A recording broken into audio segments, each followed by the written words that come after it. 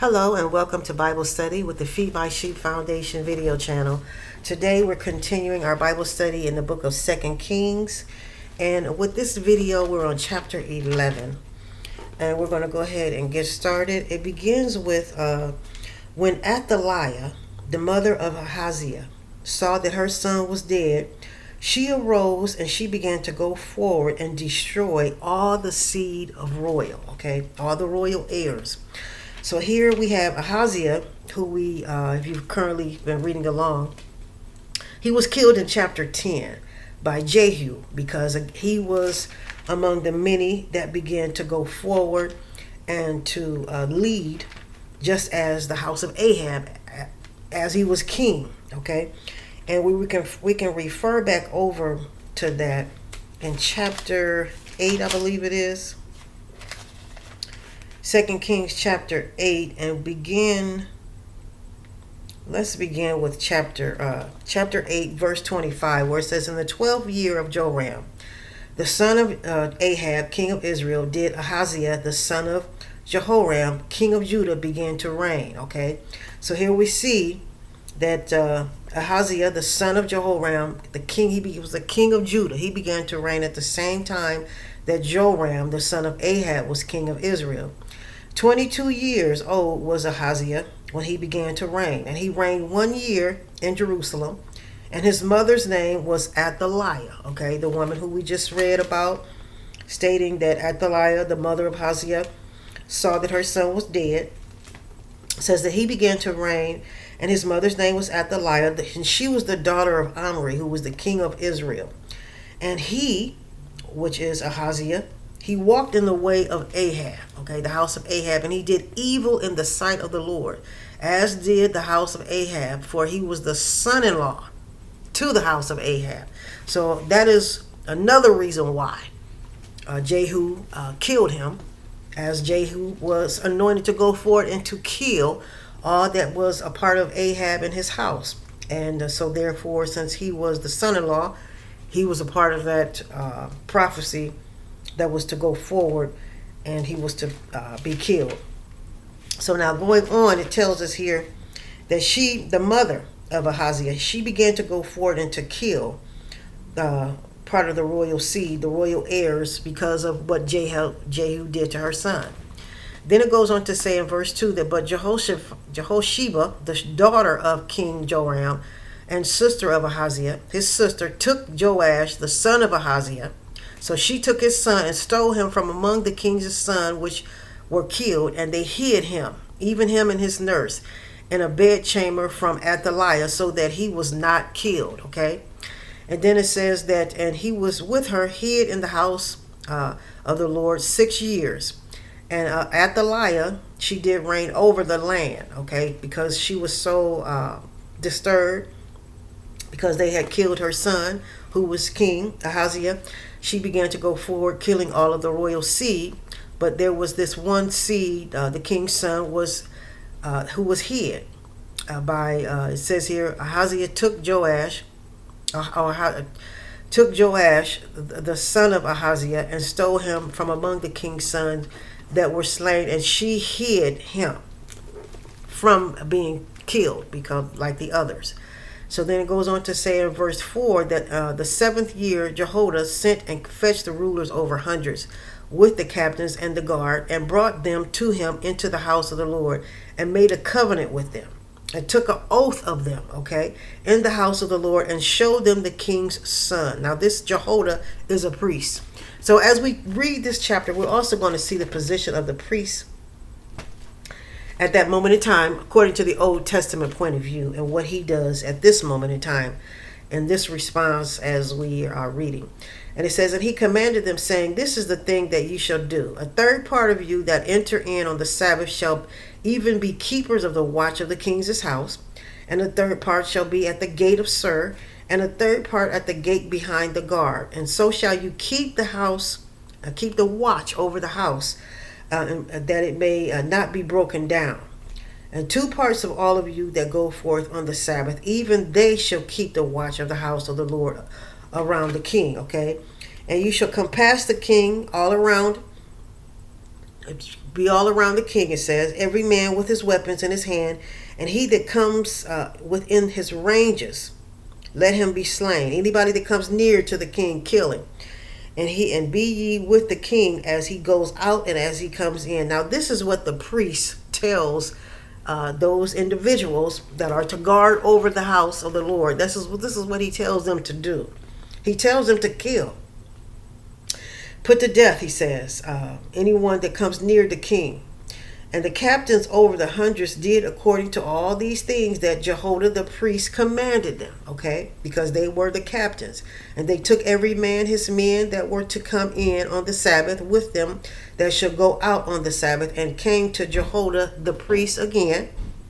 And it says, and to the captains over hundreds did the priest give King David's spears and shields that were in the temple of the Lord. So here we see again what the priest Jehoiada does at that moment in time in order to guard those that are over the house of the Lord, okay?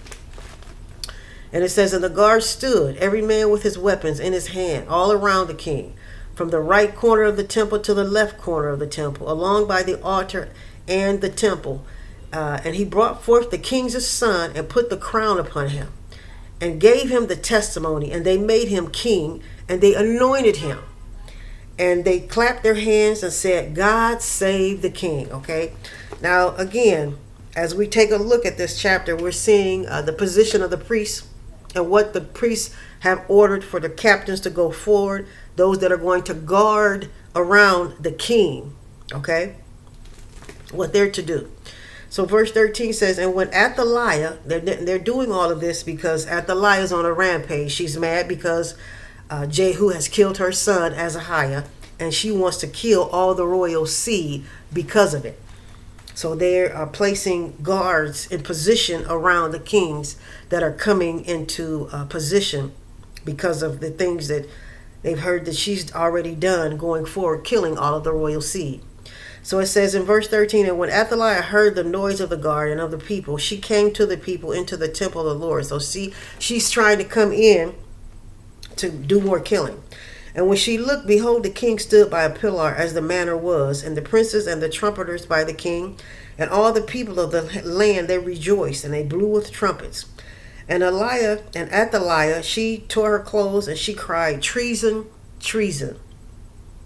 But Jehoiada, the priest, who has commanded all these guards to be in position around the kings and given the weapons, even David's weapons, spears and shields, to fight against whomever comes in to try to destroy the king. It says, Jehoiada the priest commanded the captains of the hundreds, the officers of the host, and said unto them, go forth and have her, go forth without the ranges, and him that follows her kill with the sword. Okay. For the priest has said, let her not be slain in the house of the Lord, but go forth and basically take her out and kill her. And they laid hands on her, and she went by the way by which the horses came into the king's house, and there she was killed. Okay, so now they destroyed this Athaliah, who is the mother of Ahaziah, because again, she's decided that because Jehu has killed her son, she wants to go forward and kill every king after that begins to rise in position, because she's mad because her son was killed, but not taking into account what they've already done and how they've destroyed the house of the Lord and the various prophets, and how they've done evil in the sight of God, and therefore God was vindicating the evil that they had done. So they had her killed also. And so it says, and Jehoiada the priest made a covenant between the Lord and the king and the people, that they should be the Lord's people, between the king also and the people. And all the people of the land went into the house of Baal, and they broke it down. They broke down the altars and his images, and they broke in the pieces throughout, and slew Mattan, who was the priest of Baal, before the altars. And the priests appointed officers over the house of the Lord. Okay, so they even destroyed once more the so-called priests of Baal and the altars, more altars that were raised up in reference to worshiping the idol god Baal.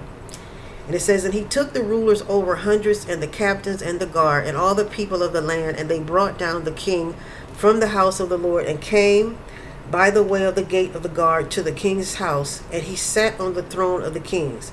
And all the people of the land rejoiced, and the city was quiet, and they slew Athaliah, the mother of Ahaziah, with the sword beside the king's house. They didn't kill her inside the house of the Lord, but they took her out and killed her outside of the house. And it says that 7 years old was Joash when he began to reign, which became the next king, whom she was wanting to kill, but nevertheless they didn't allow that to take place because they killed her before she got a chance to do it. Because she was on a rampage. She was a part of the tribe or the house of Ahab, and Ahab therefore was against the will of God, against the order of heaven. So she was a part of that also, and so she had to be killed, and she was.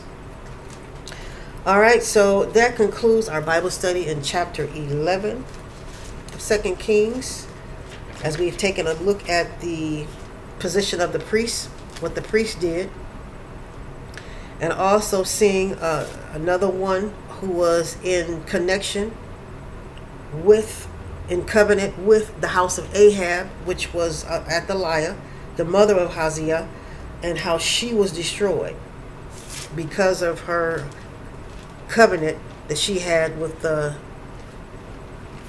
opposing god of Baal that was against the God of heaven.